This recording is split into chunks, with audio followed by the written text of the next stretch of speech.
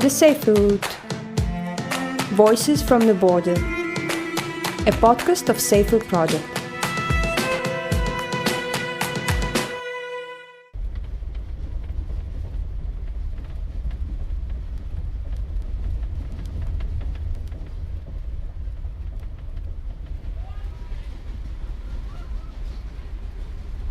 As Tariq arrives in the capital of Bulgaria, Sofia, he reflects on the suffering he witnessed in Trieste.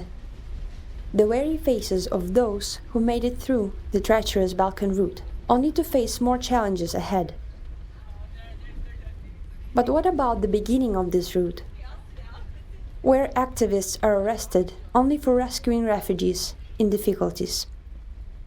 Diana Daskalova, a lawyer and chairperson of the Center for Legal Aid Voicing Bulgaria, explains, from the moment asylum seekers arrive in Bulgaria, they are thrust into a system that is anything but welcoming. Bulgaria, a transit country, hangs in the balance. Its role as the EU's external border risks undermining the commitment to respect human rights.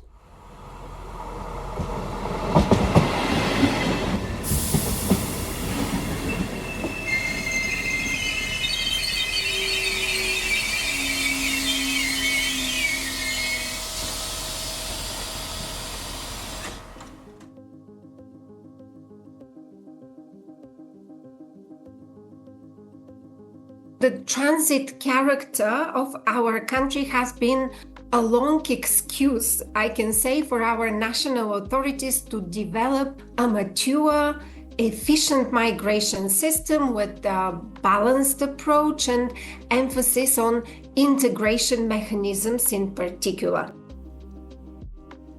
This also caused a lot of difficulties in our initial reception of Ukrainian refugees, for example. But in that regard, labor exploitation of migrants and refugees is a completely untouched topic. Abuse, especially in the border regions, in the context of pushbacks, although very highly reported on international media in the last 2 years, is still a very silent and not addressed topic at national level. Bulgaria also has a highly restrictive asylum recognition practice, not easily accessible for any nationality different from Syria and from Ukraine, which means that there is a high rejection rate of asylum claims, leading to increasing number of migrants in irregular status in the country, or migrants who do secondary migration further to Western and Central Europe. At the same time, Bulgaria has no regularization program or mechanism like the other countries in the EU for granting status to irregular migrants or creation of alternative pathways for access to labor market. At the same time, demographic crisis in Bulgaria is increasing with hundreds of thousands of workers that is reported by our employment agency that are needed for the development of national economy.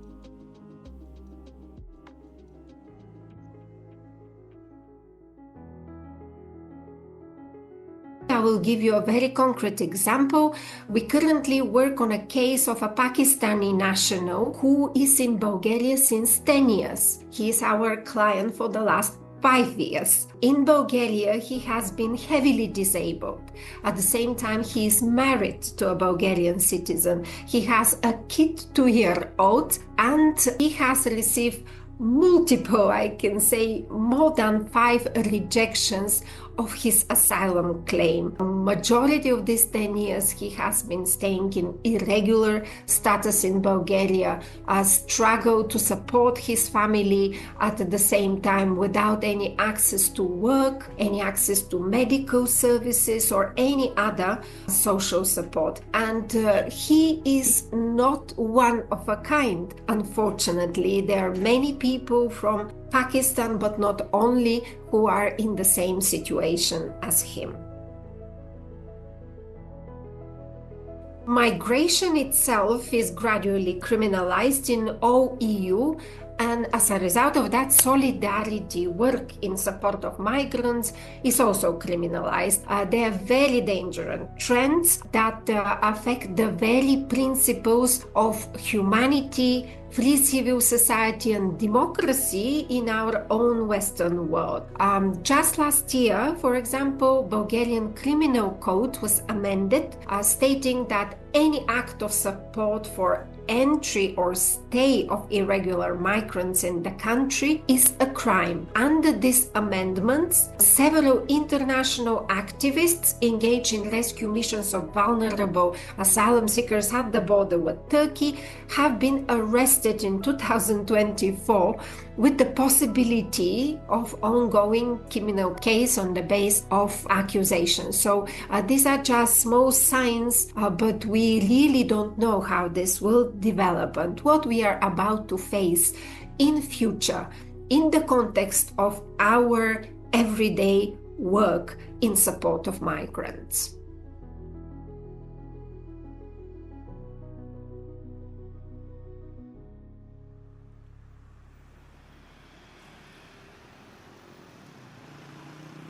After saying goodbye to Diana, Tariq goes at the Caritas office in Sofia.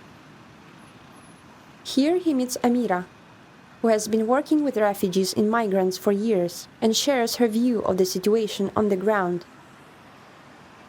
There is still a widespread belief among most migrants that they have to move to other European countries, particularly Germany, to secure a better future, in many cases taking the Balkan route.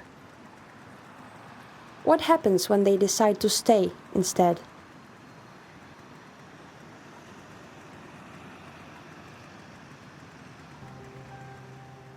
There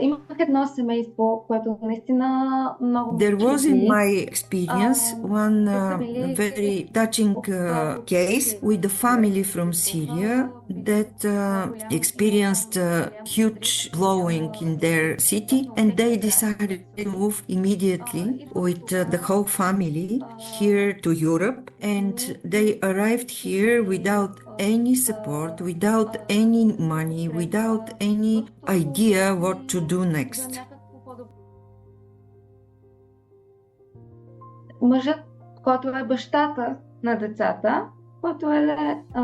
The father of the family told me that he would like to move from Bulgaria to Germany because he heard that it's much better in Germany for refugees, and that there are no chances here in Bulgaria. In Bulgaria the situation is very bad, and there are no chances in Bulgaria for him and his family to continue living here and to continue their future here in Bulgaria. Then I asked him to discuss a bit more about that and to try to step by step understand why this impression is built in his mind and what exactly causes this kind of attitude towards living here in Bulgaria.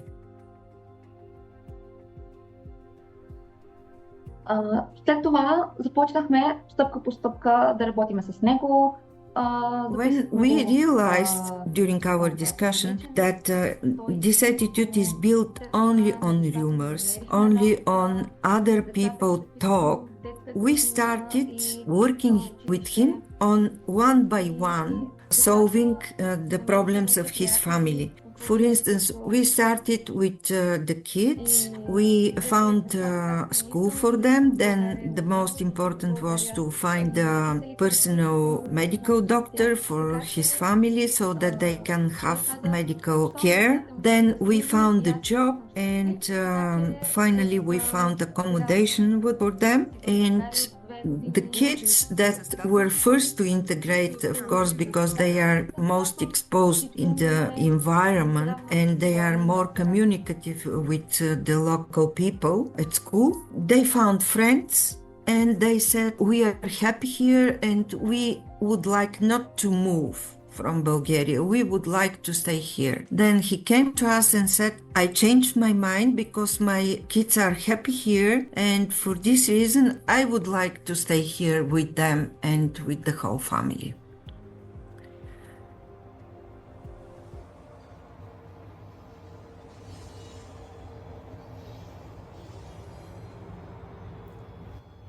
Tariq's time in Bulgaria leaves a lasting impression, with the harsh realities of the refugee experience continuing to linger in his mind.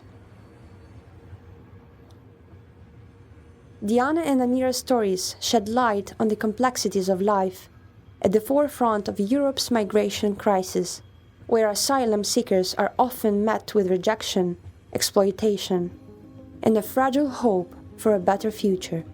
Yet, as difficult as the situation in Bulgaria is, it is not an isolated case. Tariq now shifts his focus to Greece, another external border of the European Union. Like Bulgaria, Greece has become a key transit point for those fleeing violence, poverty, and persecution. Here, Tariq will explore how both the country and the EU's policies are dealing with the escalating crisis and its profound human cost.